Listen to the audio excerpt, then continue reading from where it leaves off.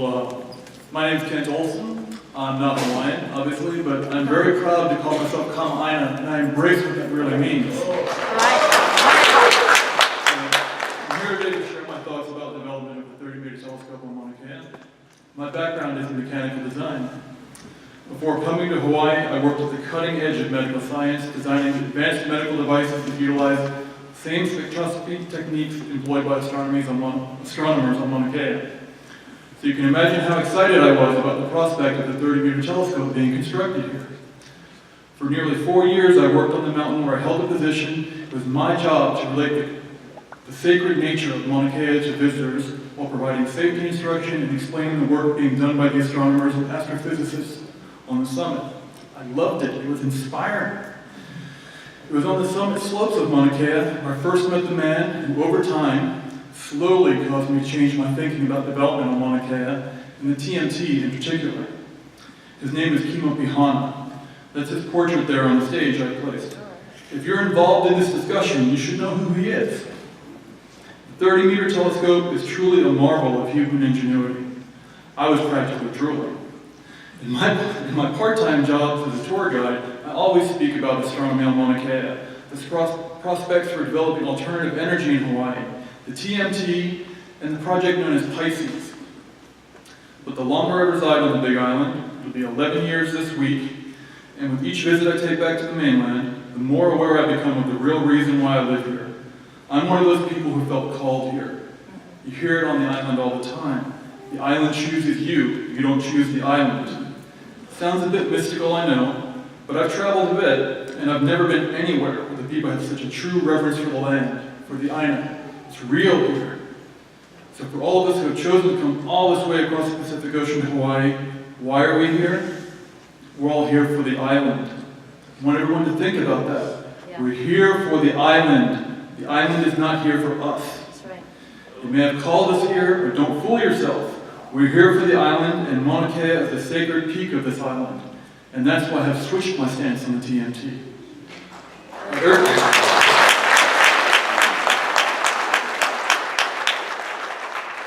I urge you all to ask yourself as I did, what have I done? What gives me the right to tear the top off a sacred mountain?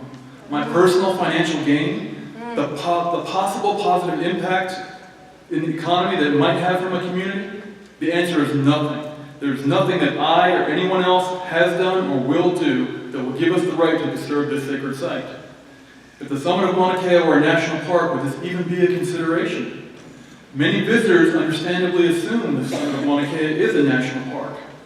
I think our gathering here today demonstrates that Mauna Kea actually is a national park, a Hawaiian national park, and a sacred World Heritage Site. People still in favor of the TMT are likely to say, what about losses to the economy? When what they really mean, whether they admit it to themselves or not, is what about my job? What about my personal financial gain? My answer is, don't worry about it. Economic development is coming to the Big Island no matter what happens with the TMT.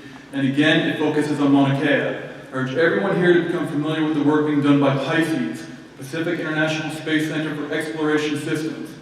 That work is being done here because of Mauna Kea and the very rock of the mountain itself. Mauna Kea is a geologic window into our cosmic past, providing us direct access to the materials we'll be working with as we expand humanity's reach to the stars. Let's put our efforts into that and strive to keep the sacred summit as pristine as possible. Just because the Hawaiian people have been temporarily displaced from being in control of their sacred sites and have not erected a national park sign, doesn't make it right for us or anyone else now or in the future to disturb this sacred natural wonder any further. It is acknowledged by everyone here today in Mauna Kea as a very special place. But 50 years or even 100 years of science does not outweigh 1,500 years of culture and the rights of future generations to enjoy what remains of pristine Hawaii. Especially when we're already making plans to move far beyond the surface of the Earth in our exploration of the universe, and much of the work required to do that will be directed by Pisces right here on the slopes of Mauna Kea and not on the summit. So don't allow yourself to be swayed by the false economic argument, we're going to be fine. It was Kimo Pihana, the man I met on the summit of Mauna Kea, who taught me this. It is of the utmost importance that we take time to reflect and consider all stakeholders, past, present, and future. I thank him for the education, and implore all of you to listen to and really hear what he has to say. We call this mountain Mauna Kea. He calls it Mauna Kea.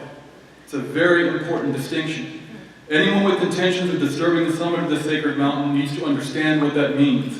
And once they possess that understanding, they need to sit quietly for a long time and honestly ask themselves again, what gives me the right to disturb this sacred place? We all know the answer, nothing. That's right. Mahalo for your time and consideration.